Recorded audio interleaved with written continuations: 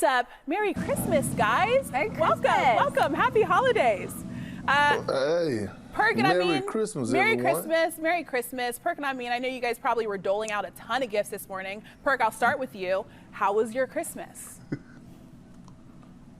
It was great. I mean, I woke up, I did Sports Center, I did the Get Up, I did First Take, and now I'm doing hoop strings. I got my kids open their presents. They got the PS5 and a whole lot of toys. It was awesome. And I got a few gifts, but it's all good, as long as the kids was happy. Absolutely. And we're counting down to the start of the Mavs versus the Lakers. Both teams dropped their season openers. Now, Perk, were you encouraged or discouraged by those results?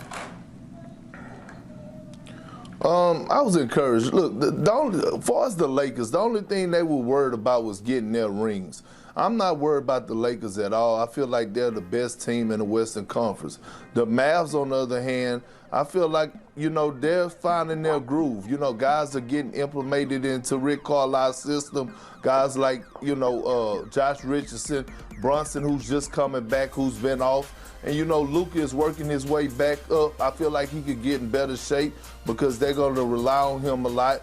Powell coming off an injury. So the Mavs will be just fine. I think the Lakers will be fine also. Both of those teams are going to do well in the Western Conference. All right, well, one of the things the Lakers want to do is win another championship. They did a lot of things in the offseason to try to make that happen again this season. I mean, I'm going to ask you this question. What do you think about the Lakers' offseason moves?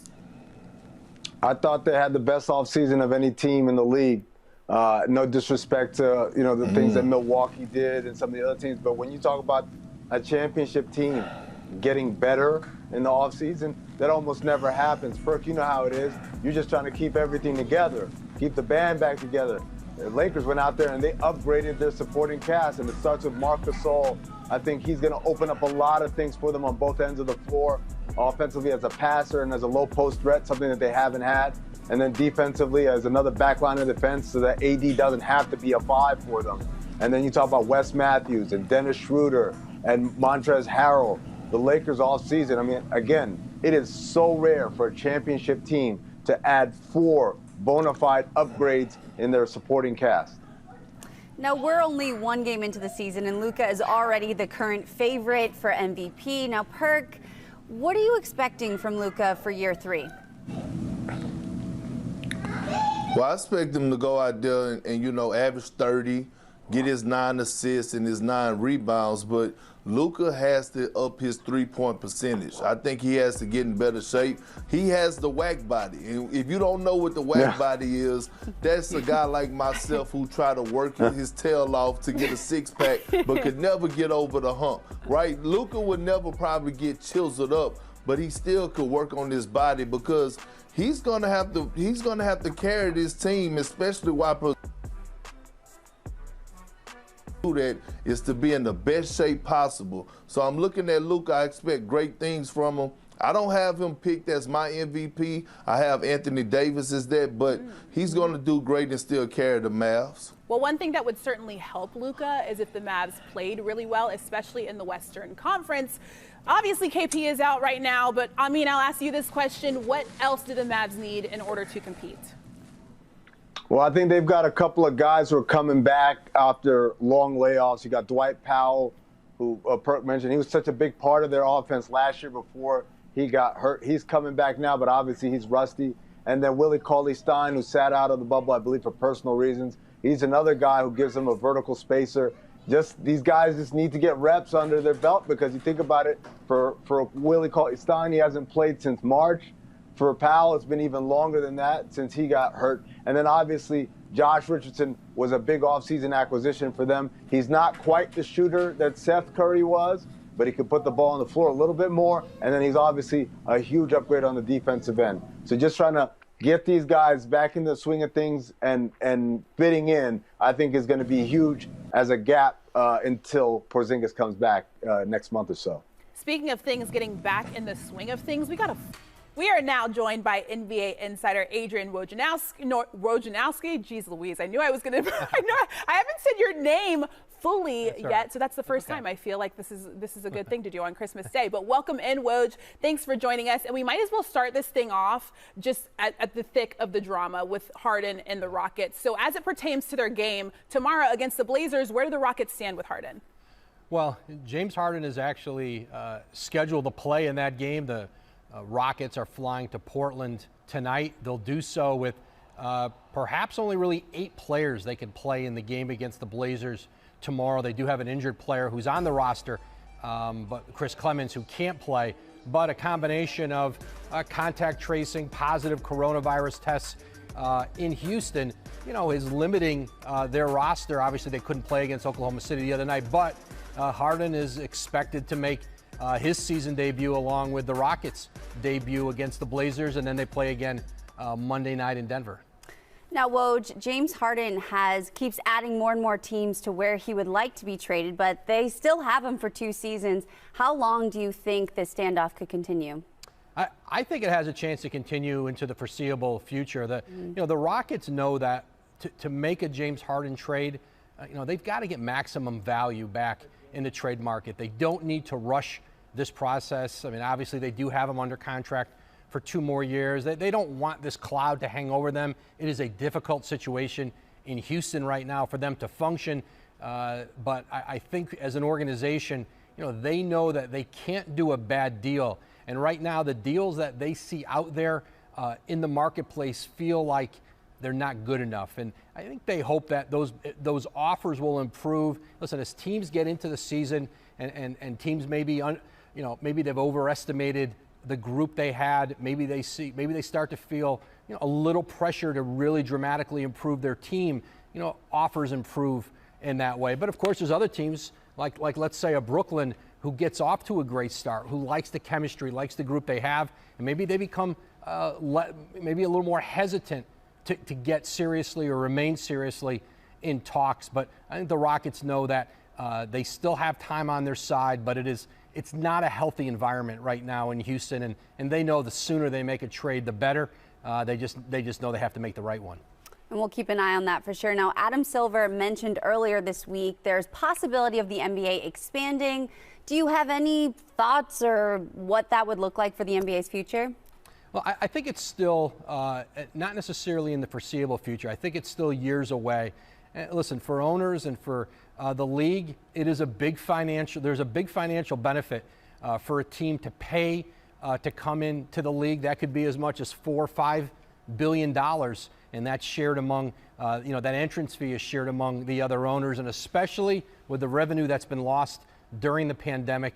And playing a season now without fans for the most part around the league, that economic value certainly is impactful. And Seattle is a market that looms out there as a very formidable NBA city. It's got great tradition, history, and now has an arena situation in place that would allow them to play. And so certainly, I think you'll hear more talk and more enthusiasm from certainly the Seattle side and from Seattle about trying to get back in this league. But I still think, as Adam Silver said, and in talking to some owners around the league, this is not I don't think this is an imminent or a near-term addition to the league. Okay, so since we're on the subject of possible changes, this year we got the NBA on December 22nd. Great, we got the NBA back. They've been talking about starting the NBA season on the 25th, on Christmas Day. How likely is that to happen moving forward? I don't think it's likely. I think the league very much wants to get back on their traditional schedule. I think pushing the end of the season into summer. I think they saw last year now that it got pushed all the way into the fall and up against football, which is not ideal. And I think, but for the NBA, their goal in starting this season right before Christmas, ending it before the Olympics in July, the hope is that they get back onto their traditional regular season schedule, regular season playoff schedule for 2021-22. So, Woj, unsure what your best Christmas gift was today, but I would say ours is having you on Hoop Dreams today. Thank you so much for joining us. Thanks for having me. Merry Christmas. Merry Christmas. Let's get into some Christmas Day highlights, starting with Zion Williamson's Christmas Day debut and Duncan Robinson and the Heat trying to destroy that. Speaking of Duncan, here's a three-pointer. He would make 6 of those in the first half, finish the game with 7, tying the Christmas Day record. Oh, but of course Zion is going to do his best to keep it close. Williamson, he had 32 points, 14 rebounds, but guess what? It wasn't enough. Just when the Pels made it a 10-point game, Robinson got another three-pointer to extend the lead. Heat hold on 111-98. Next up, we got Golden State at Milwaukee. The Greek Freak and Steph Curry returning to action. Chris Middleton knocks down a mid-range jumper.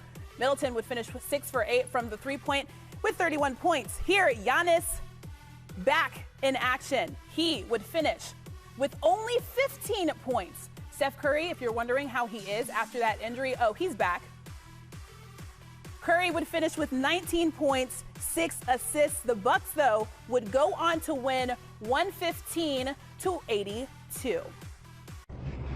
Hey, Christine. Merry Christmas, guys. Happy holidays to all my Hoop Streams fam. As you can see, I am currently driving from my game in Milwaukee, trying to catch the very last flight to the New York area in Chicago at O'Hare. So I am booking it down 94, so fingers crossed I can make it home to my family on Christmas Day. But wrapped up that game. It really was just a blowout loss by the Warriors. Bright spot James Wiseman looks like the real deal. He may be the second best player on the team, which could be seen as a good thing if you weren't watching Kelly Oubre or Andrew Wiggins. As far as the Bucks, we've seen this before, guys. They are a great regular season team. It's about getting over the hump in the playoffs. And I sat down with Giannis this week, and he talked about needing it to hurt in order to win. Take a listen.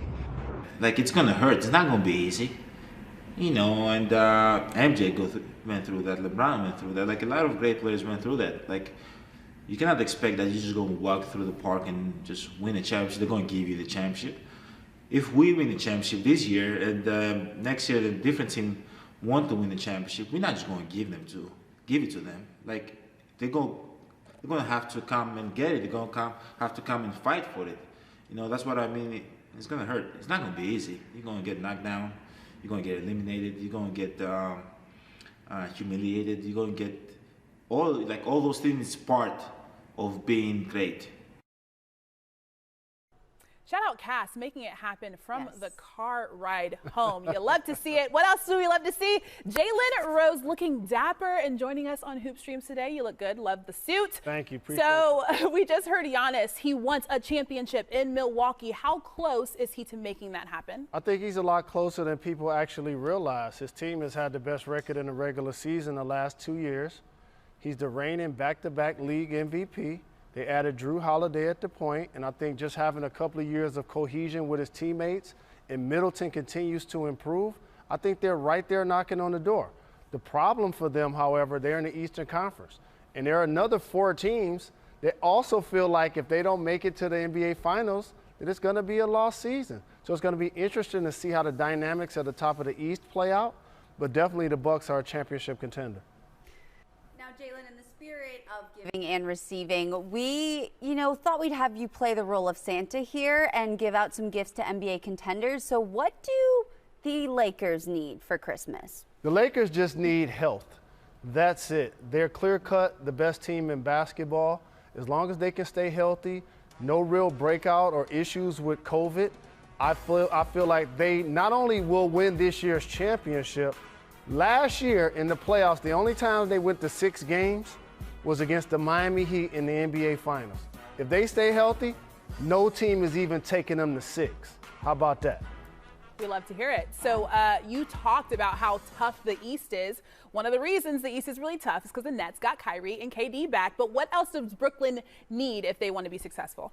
I just think they need KD to stay healthy. Like, he and Kyrie are going to be unstoppable weapons from all phases of the floor.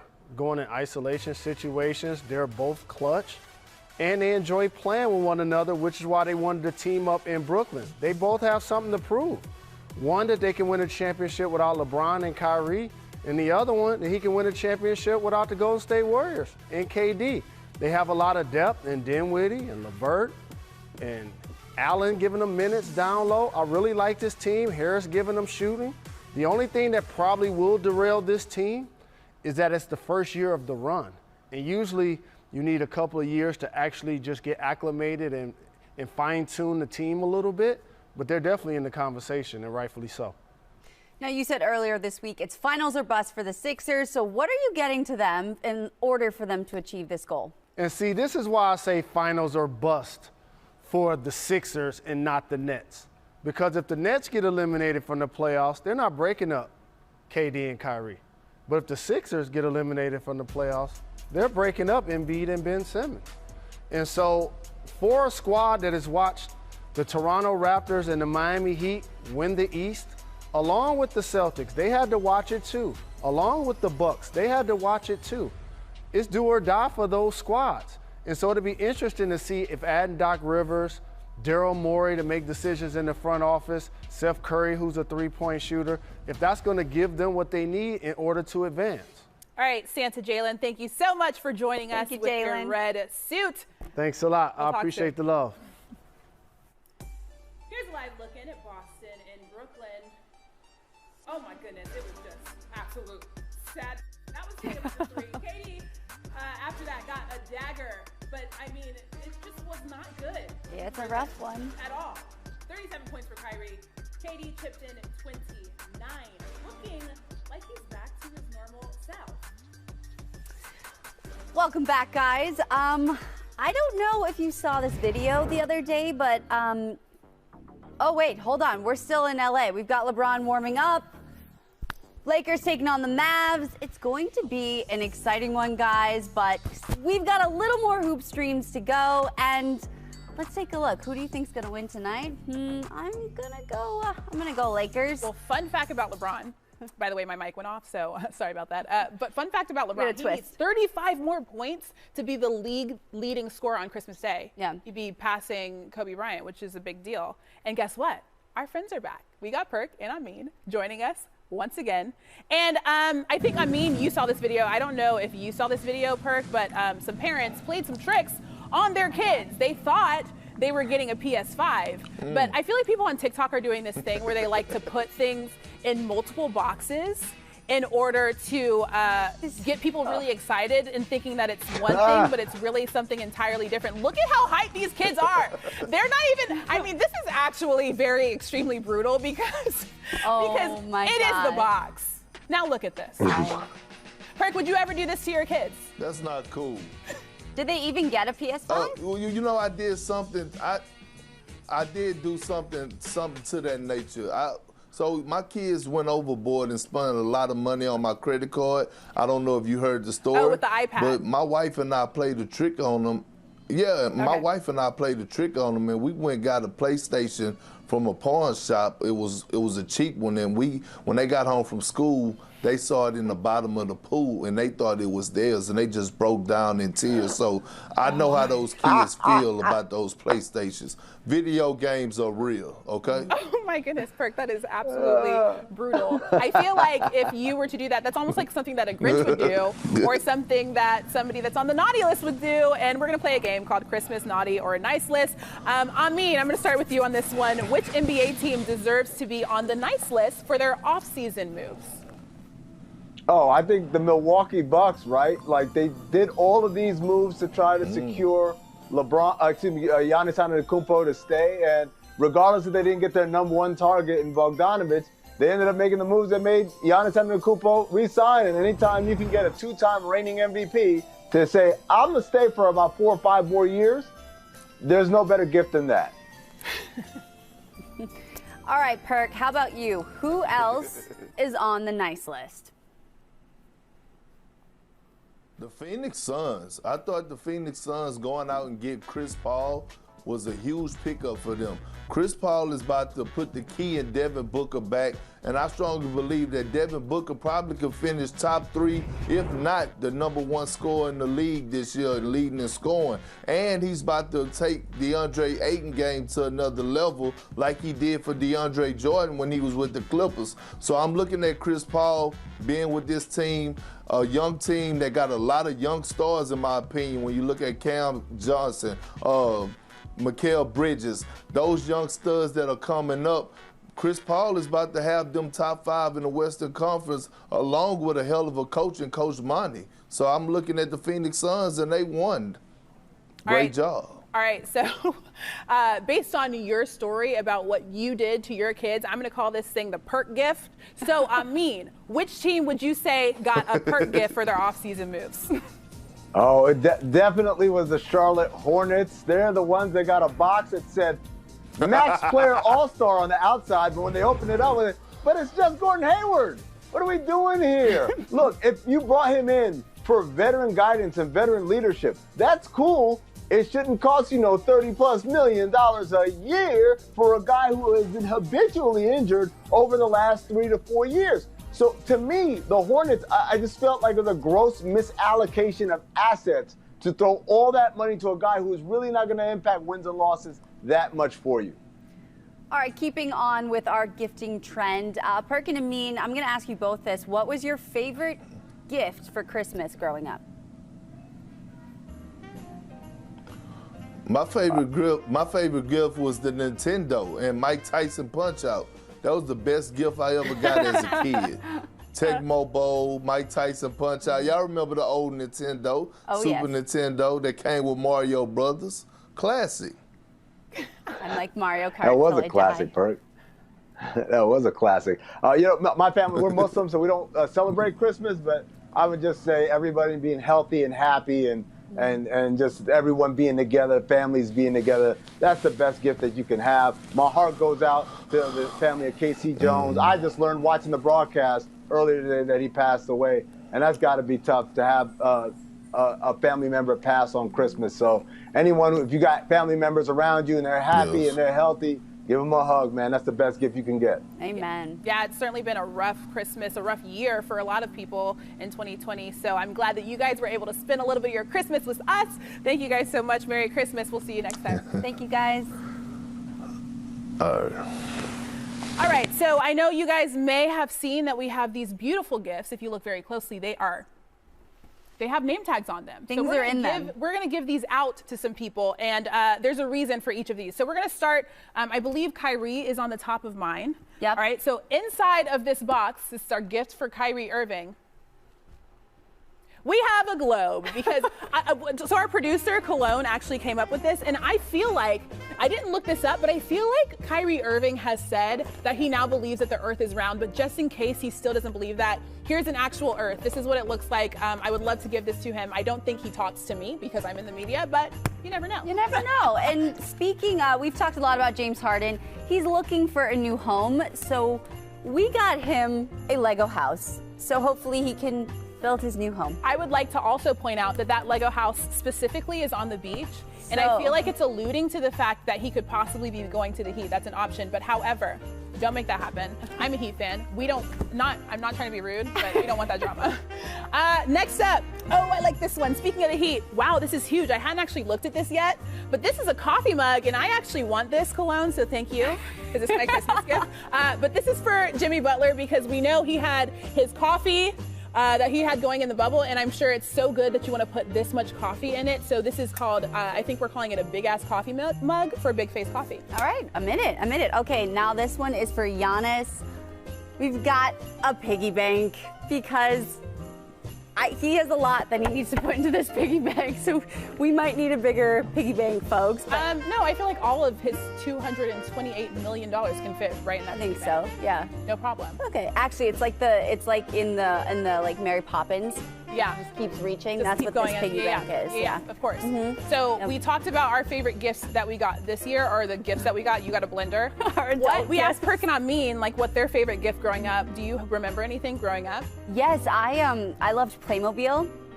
Did you ever play with Playmobil? It's like these little plastic figurines, and I remember my mom, I wanted just this small little house, and she got me like the big mansion, and I remember just like sitting there being like you know when you get really excited, I feel like this still happens to me as an adult, where you get really excited, you don't know what to do with your hands. That's what happened. I was just like, gah! Love it. Yeah, so, what about you? My parents like to tell me this story about Christmas that they asked me what I wanted for Christmas, and I said I wanted a balloon. And they were like, I think I said a balloon and a banana, and they were like, we can get her a bunch. Oh no, I said a balloon and a cupcake, and they were like, we can get her a bunch of balloons and a bunch of cupcakes, and she would be so happy, but they didn't. Yeah. That would be mean, because Christmas, I mean, not that it's about that, but I'll get you I a just balloon didn't and a understand what's going cupcake. on. Anyways, we got Dallas Mavs versus the Los Angeles Lakers coming up at 8 p.m. Eastern. You can watch that live on ABC, ESPN, and the ESPN app, presented by State Farm. Sorry, I just said that.